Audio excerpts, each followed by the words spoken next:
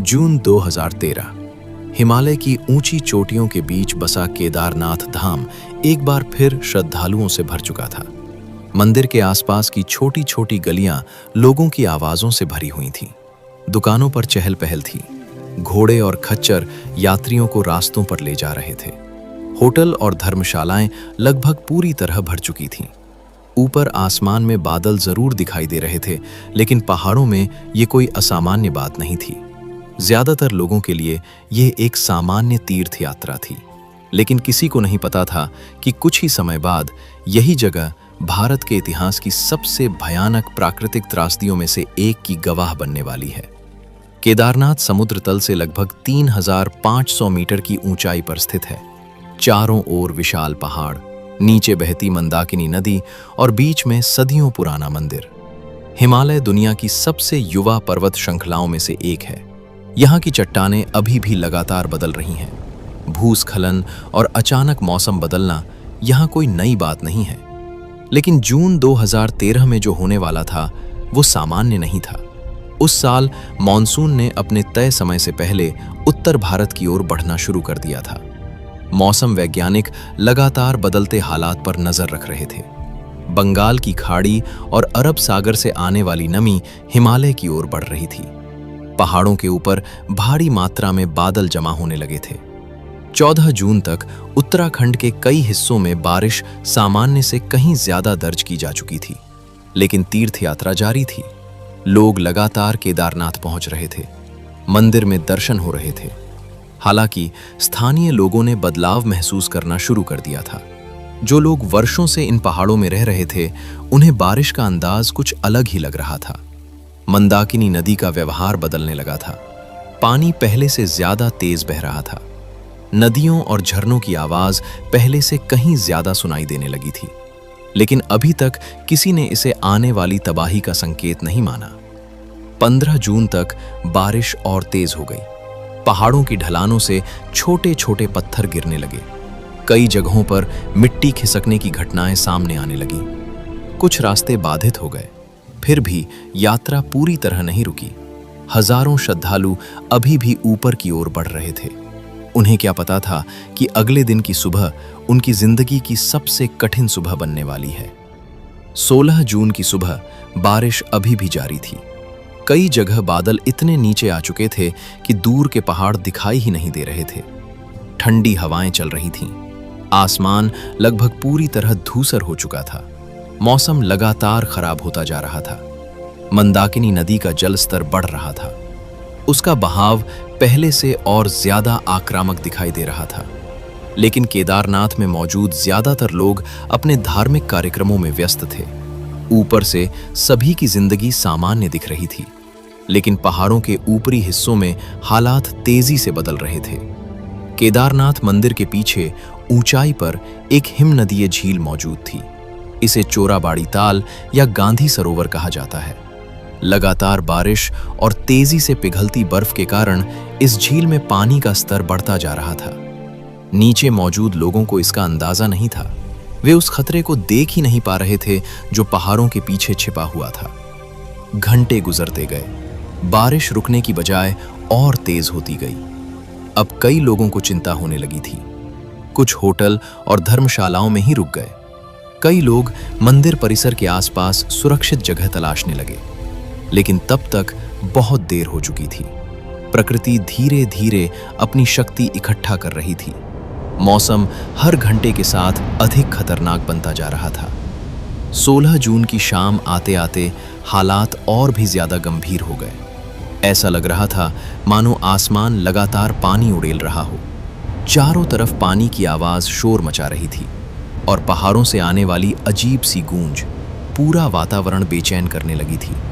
फिर भी ज्यादातर लोग उम्मीद कर रहे थे कि सुबह तक मौसम साफ हो जाएगा, लेकिन पहाड़ों के ऊपर एक ऐसी घटना तैयार हो रही थी जो अगले कुछ घंटों में हजारों जिंदगियों को निगल जाने वाली थी।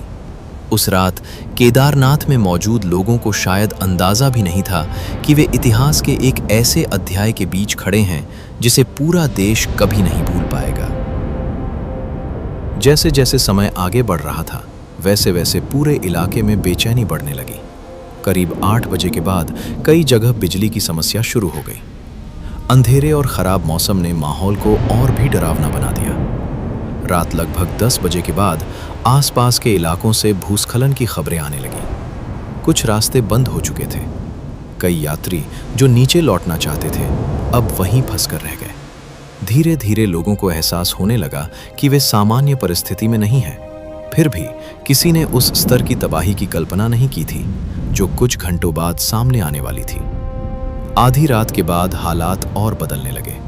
कई लोगों को सोने में परेशानी हो रही थी। कमरों के भीतर भी बाहर की आवाजें साफ सुनाई दे रही थीं। दूर से आती ऐसी गूंज जिसे पहचानना मुश्किल था। मंदिर के आसपास मौजूद कुछ स्थानीय लोग पूरी रात जाग रहे थे। वर्षों से पहाड़ों में रहने वाले इन लोगों को महसूस हो रहा था कि ये कोई सामान्य रात नहीं है। समय धीरे धीरे सुबह की ओर बढ़ रहा था। घड़ियां लगभग 4 बजने का संकेत दे रही थीं। अधिकांश श्रद्धालु अभी भी अपने कमरों में थे। कुछ लोग सुबह की पूजा की तैयारी के लिए उठने लगे थे। ज्यादातर श्रद्धालुओं को अब भी सब कुछ सामान्य दिनचर्या जैसा ही लग रहा था।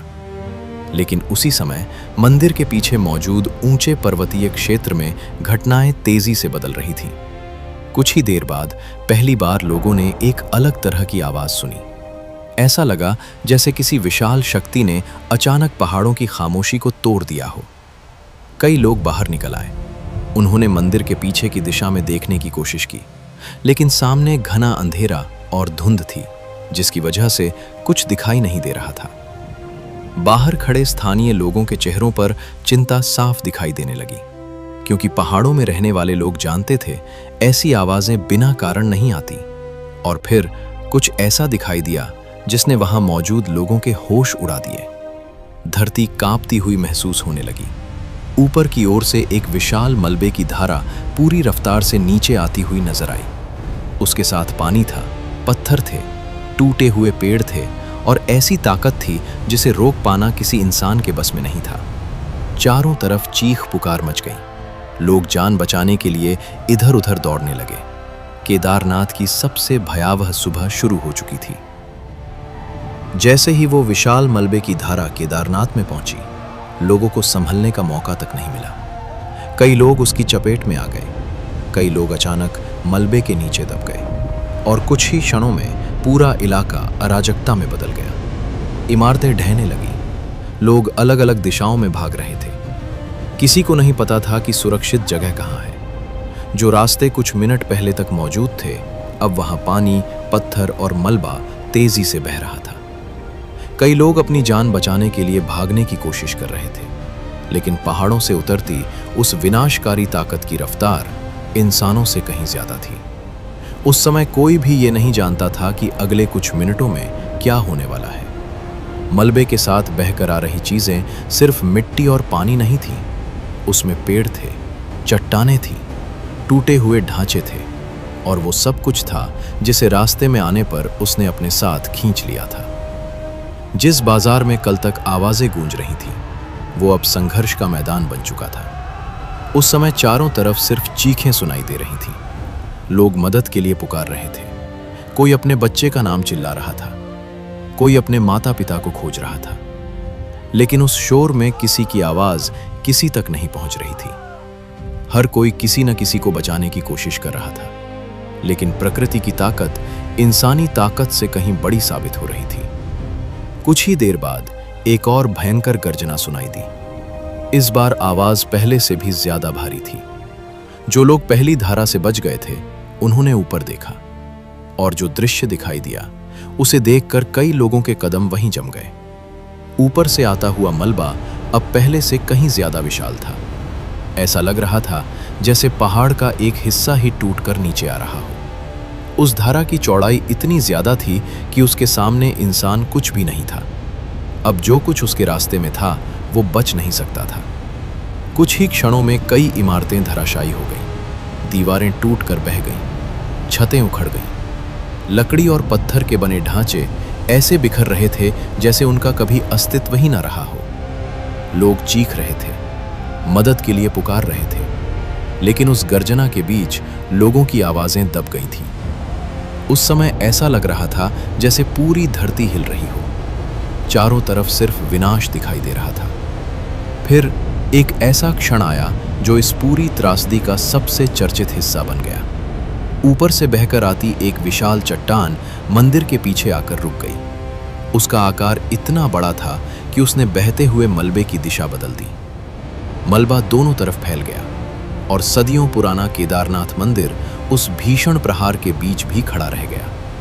लेकिन मंदिर का बच जाना इस बात का मतलब नहीं था कि सब सुरक्षित थे, क्योंकि उसके चारों ओर फैला लगभग पूरा क्षेत्र तबाह हो चुका था। जब मलबे का बहाव धीरे धीरे कम होने लगा, तब लोगों ने पहली बार अपने आसपास देखने की कोशिश की, और जो उन्होंने देखा उस पर विश्वास करना आसान नहीं था। जहां होटल थे वहां अब सिर्फ टूटे हुए पत्थर पड़े थे। जहां दुकानें थीं वहां अब मलबे का ढेर बन चुका था।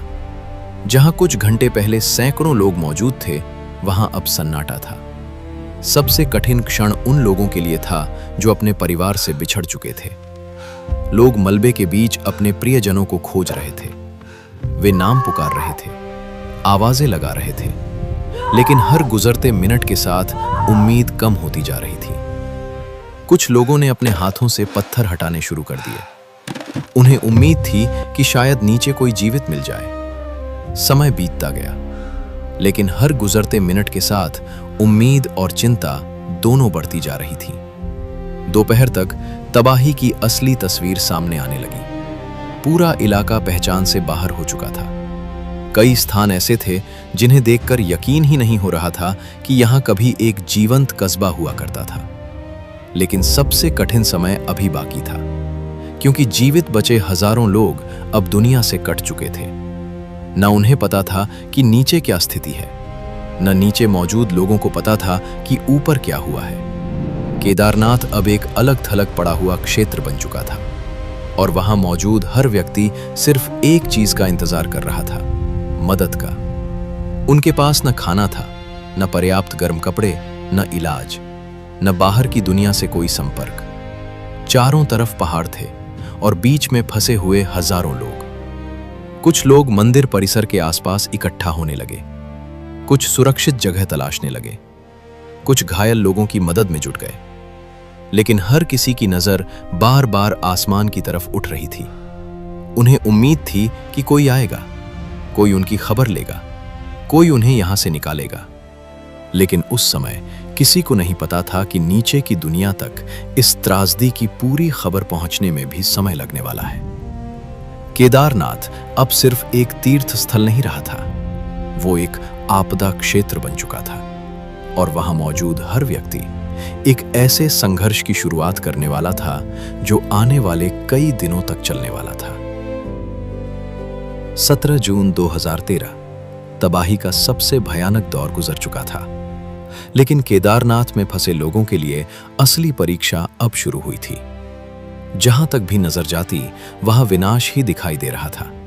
टूटे हुए भवन, बिखरे हुए सामान, पत्थरों और कीचड़ से भरी जमीन, और उन सब के बीच हजारों लोग जो अभी भी समझने की कोशिश कर रहे थे कि उनके साथ आखिर हुआ क्या है। कई लोग पूरी रात और पूरा दिन अपने परिवार वालों को खोजते रहे। कुछ लोगों को अपने प्रियजन मिल गए, लेकिन बहुत से लोग ऐसे भी थे जिनकी पुकार का कोई जवाब नहीं मिला। समय बीत रहा था, मौसम अभी भी पूरी तरह साफ नहीं हुआ था, और सबसे बड़ी समस्या ये थी कि केदारनाथ अब लगभग दुनिया से कट चुका था। नीचे जाने वाले रास्ते लगभग खत्म हो चुके थे, पुल बह चुके थे, संचार व्यवस्था बुरी तरह प्रभावित हो चुकी थी। जो लोग ऊपर फंसे थे उन्हें नहीं पता था कि मदद कब पहुंचेगी, और नीचे मौजूद लोगों को नहीं पता था कि ऊपर हालात कितने भयावह हैं। धीरे धीरे इस आपदा की खबर देश के बाकी हिस्सों तक पहुंचने लगी। पहले स्थानीय प्रशासन को जानकारी मिली, फिर राज्य सरकार को, और फिर पूरा देश उत्तराखंड की तरफ देखने लगा। टीवी चैनलों पर लगातार खबरें आने लगी। हर कोई जानना चाहता था कि केदारनाथ में आखिर हुआ क्या है। लेकिन पहाड़ों में फंसे लोगों के लिए उस समय सबसे महत्वपूर्ण सवाल सिर्फ एक था, क्या कोई हमें बचाने आएगा? 18 जून की सुबह जब मौसम ने थोड़ी राहत दी, तब पहली बार आसमान में हेलीकॉप्टर दिखाई दिए। दूर से आती उनकी आवाज सुनकर कई लोगों की आंखों में उम्मीद लौट आई। कुछ लोग हाथ हिलाने लगे, कुछ लोग खुले स्थानों की ओर भागे, कुछ लोग सिर्फ आसमान को देखते रहे, क्योंकि कई घंटों बाद पहली बार उन्हें लगा कि वे अकेले नहीं हैं। लेकिन बचाव अभियान आसान नहीं था। ऊंचाई, खराब मौसम, टूटे हुए रास्ते और हजारों फंसे हुए लोग। ये भारत के इतिहास के सबसे कठिन रेस्क्यू ऑपरेशनों में से एक बनने वाला था। भारतीय सेना, भारतीय वायुसेना, आईटीबीपी, एनडीआरएफ और कई अन्य एजेंसियां राहत और बचाव कार्य में जुट गईं। हेलीकॉप्टर लगातार चक्कर लगाने लगे। फंसे हुए लोगों को सुरक्षित स्थानों तक पहुंचाने की कोशिश शुरू हुई। लेकिन समस्या ये थी कि जिन लोगों को निकालना था, उनकी संख्या बहुत ज्यादा थी और समय बहुत कम। कई जगहों पर सैनिकों को पैदल पहुंचना पड़ा, कई किलोमीटर तक मलबे और टूटे हुए रास्तों के बीच चलकर। कई बचाव कर्मियों ने बाद में बताया कि उन्होंने अपने जीवन में ऐसा दृश्य पहले कभी नहीं देखा था। हर तरफ तबाही थी, हर तरफ मदद की जरूरत थी और हर तरफ ऐसे लोग थे जिन्हें उम्मीद थी कि कोई उन्हें यहां से निकाल ले जाएगा। दिन गुजरते गए, एक एक करके हजारों लोगों को सुरक्षित निकाला गया। कई लोगों को हेलीकॉप्टर से, कई लोगों को पैदल मार्गों से, कई लोगों को अस्थायी रास्ते बनाकर। ये एक ऐसा अभियान था जो लगातार कई दिनों तक चला। लेकिन इस अभियान की भी एक कीमत थी। 25 जून 2013 को बचाव अभियान के दौरान एक हेलीकॉप्टर दुर्घटनाग्रस्त हो गया। इस दुर्घटना में भारतीय वायुसेना और राहत कार्य से जुड़े कई लोगों की जान चली गई। वे लोग दूसरों की जान बचाने निकले थे, लेकिन खुद वापस नहीं लौट सके। ये घटना इस पूरी त्रासदी के सबसे दर्दनाक अध्यायों में से एक बन गई। समय के साथ बचाव कार्य पूरा हुआ। फंसे हुए अधिकांश लोगों को निकाल लिया गया। लेकिन जब नुकसान का आकलन शुरू हुआ तो उसकी भयावहता सामने आने लगी। हजारों लोग मारे गए या लापता हो गए। कई लोगों ने अपने प्रियजनों को खो दिया। कई बच्चे अनाथ हो गए और कई ऐसे लोग थे जिनकी जिंदगी 17 जून 2013 से पहले और बाद में हमेशा के लिए अलग हो गई। लेकिन कहानी यहीं खत्म नहीं हुई। इस त्रासदी ने पूरे देश को सोचने पर मजबूर कर दिया।